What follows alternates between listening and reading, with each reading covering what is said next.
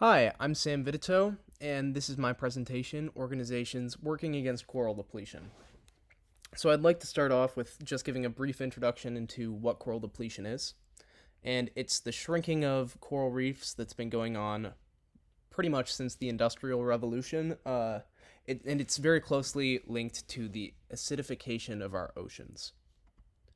So here is a map of the distribution of coral reefs all around the world. And several countries have committed to protecting coral reefs in various ways. And those ways really do vary quite drastically. Whether it's like making committed satellites for supervising corals or monitoring like what they specifically dump into the ocean, there's a lot of solutions people have come up with. You do see an increased number of countries near coral reefs adapting these solutions, but because the corals live in the oceans and everything in the oceans circulates pretty well, it's important for all countries, regardless of whether or not they have tropical coastlines where coral reefs are present. They still need to be making an effort to preserve these natural wonders. Um, so I'd like to get into some coral specific charities. First, you have the Coral Reef Alliance, which is super community oriented. It was started by a group of scuba divers. They have a lot of international connections, but the majority of their work happens in the Mesoamerican area, a lot of Gulf of Mexico type of preservation. They're probably the largest coral specific charity. And then you also have Coral Restoration Foundation, which is based in Florida. It was started by an ex aquarium designer. So their whole big thing is they were really pivotal in figuring out ways that we could grow coral and start grafting coral onto like old reefs out in the wild. So they've been really crucial in that. They have a huge genetically diverse pool of coral to draw from. And yeah, they are focused really heavily on physical restoration. They're like actually going out into the reefs and replanting the coral themselves.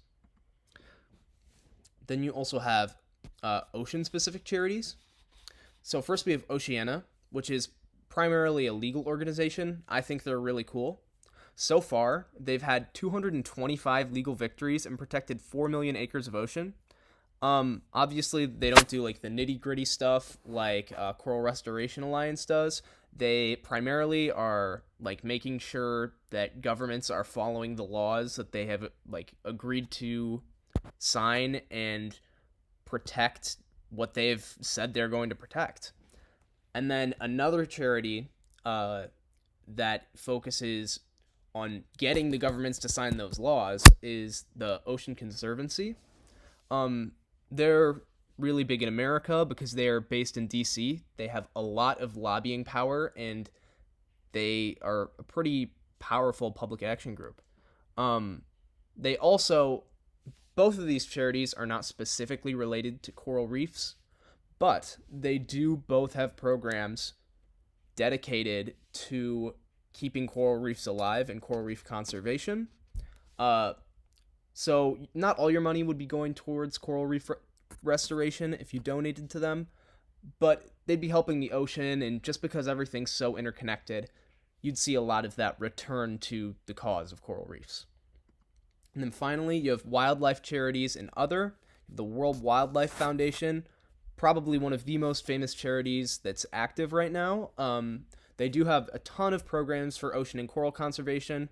However, you don't get to control what program your money goes to, so it would be a small fraction that's actually being spent on coral restoration. And typically that's not a ton of money. Like in the 1999, less than 0.5% of money spent in America for wildlife conservation was going towards the ocean, and obviously that number's increased, but still you kind of want, if you're interested in saving coral reefs, you probably want to choose a different organization.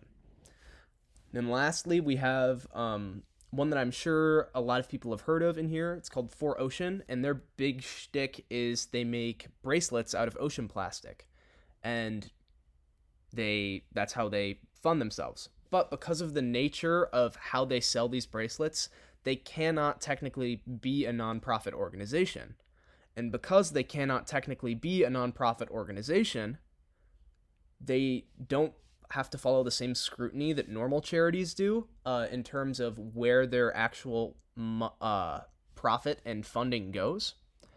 Um, I know this was a big controversy back in 2016, and it still hasn't really settled down that much. So they have been endorsed by Air Canada and Ocean Conservancy. So that those are two pretty large organizations. That's gives us some reason for hope. But there are several other organizations that have suggested they really aren't contributing that much to ocean conservation.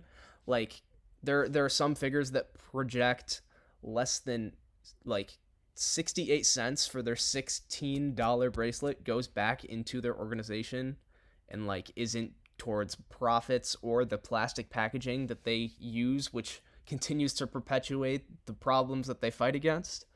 Also, they could like significantly like bring down these tensions by releasing their tax returns, proving to us that they're actually putting the money where they say they are, but they haven't done it yet. So I'm still pretty skeptical. I'll let you decide whether or not you trust them. And then finally, I have my questions at the end of the presentation. Which charity is primarily a legal organization?